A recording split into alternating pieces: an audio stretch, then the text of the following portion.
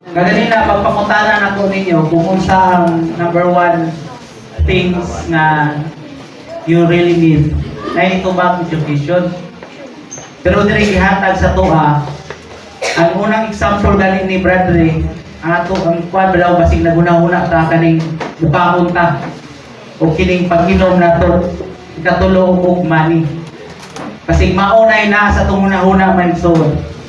Pero giingon diri niya maka-tirable daw kaayo ni kung mauni ang atong giunang una. Kay first gyud ay unta maigsoon, ingon nga mga batan-on, we need really God.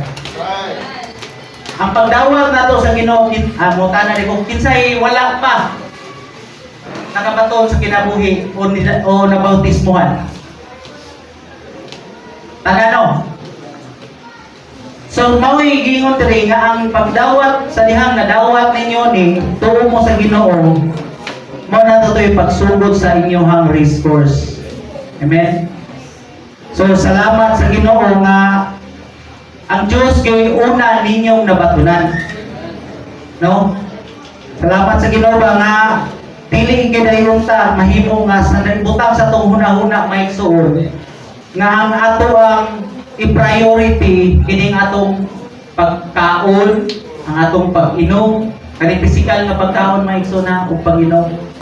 O ang most pitiful yung maigsoon or kining terrible yung kay maigsoon kining kwarta.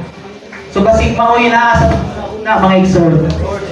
Unta diling gyud unta na mabutang sa tuwa maigsoon. Gingon diri, if you do not have God, you miss a lot. If you do not have God, you have not yet started your race.